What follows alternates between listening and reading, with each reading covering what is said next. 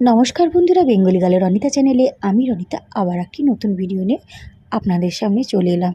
এখন আর video post করা তেমন হয় না, আসলে ভিডিওগুলো এডিট করা হয় না, তাই জন্য পোস্ট করাও হয় না। আসলে ফেসবুক ইউটিউব দুটো চালাতে গিয়ে আমি হিমশিম খাচ্ছি, তাই দুটো জায়গায় দুরকমভাবে পোস্টটা করতে হয়, ওই জন্যই প্রবলেম হচ্ছে, আমার সমস্যা হচ্ছে। তো যাই হোক, আমি চলে এসেছি এখন আমার বড় জেঠুর ছোটো মেয়ের বাড়িতে। অ্যাকচুয়ালি কী হয়েছিল, বাবার শরীরটা ভালো নেই, তাই আমরা সবাই বাবাকে দেখতে এসেছিলাম। সেখান থেকে প্রোগ্রাম করলাম জেঠুর মেয়ের বাড়িতে যাব। ওর বাড়িতে আমি এসেছিলাম বিয়ের সময়, মানে বিয়ের পরে পরে, তারপরে একবার এসেছিলাম, তারপরে আর আসা হয়নি, অনেক বছরই আসা হয়নি। তো দিদিও খুব রাগ করে আমরা আসি না বলে, তাই আজকে ইচ্ছে হলো সবার, যেহেতু দাদা বৌদিও গ্রাম থেকে এসেছে, ওরাও বাবাকে দেখতে এসেছিলো, তো সেই হিসেবে আমরা সব একসাথে দিদির বাড়ি চলে এসেছি।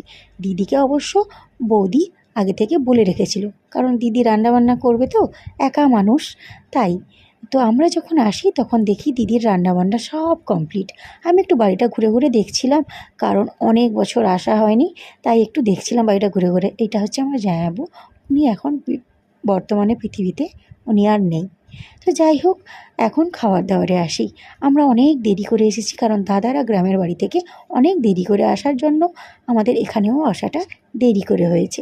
দিদি মাছের উপরেই করেছিল, মাংস তো আমরা সবসময় খাই, তাই দিদি মাছ করেছিল, আর অনেক কিছু করেছিল, যেটা আপনারা দেখতেও পাচ্ছেন। কত রকমের ভাজা দেখেছেন, টক, মাছের ঝাল, মাছ ভাজা, ডিম ভাজা, আরও তো ভাজা অনেক কিছু আছে, আলু ভাজা, ঢেঁড়স ভাজা, সব আছে সব।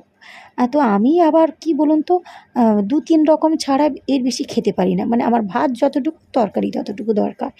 এত আইটেম, আমি কোনটা খাবো কোনটা খাবো না। দিদিকে তো বকছিলাম, একা হাতে সে সব কিছু একা করেছে, হ্যাঁ, তো এত কিছু করার দরকার ছিল না। তো আমরা গিয়েই খেতে বসে গেছি, আর খাওয়া মানে খেতে খেতেই গল্প করছি। বেশিক্ষণ তো থাকবো না, আবার আবার বিকেলেই ব্যাক করে আসবো, তাই খাওয়াটা শুরু করি, বুঝলে। তো খেয়ে দিয়েই একটু দিদির সাথে গল্প হয়েছে, আর খাওয়া দাওয়ার পরে আমি আর ভিডিও বানাইনি, কারণ কিছু সময়ের জন্য দিদির কাছে গেছি, ভিডিও বানালে হয়। আর যখন দিদির বাড়ি আসছিলাম তখন না ভিডিওটা বানিয়েছিলাম না, তাই ভাবলাম যাওয়ার সময় দিদির বাড়ির চারপাশে একটু ভিডিও বানিয়ে নিই। পুরো সবুজে সবুজ দেখেছেন। আর যারা কাঁথিতে থাকেন, মানে আমার বাড়ির কাছে থাকেন, তারা অবশ্যই জায়গাটা চিনবেন, আর যারা ভিডিও শেষ পর্যন্ত দেখবেন তারা তো জায়গাটা অবশ্যই চিনতে পারবেন। তাই কমেন্টে অবশ্যই নামটা আপনারা বলবেন। ভিডিওটা ভালো লাগলে একটা লাইক করবেন, কমেন্ট করবেন। আবার নতুন ভিডিও নিয়ে আমি খুব তাড়াতাড়ি আসব। আর এই যে এখন বাড়ি চলে যাচ্ছি, সবাই ভালো থাকবেন, সুস্থ থাকবেন। আজকের মতো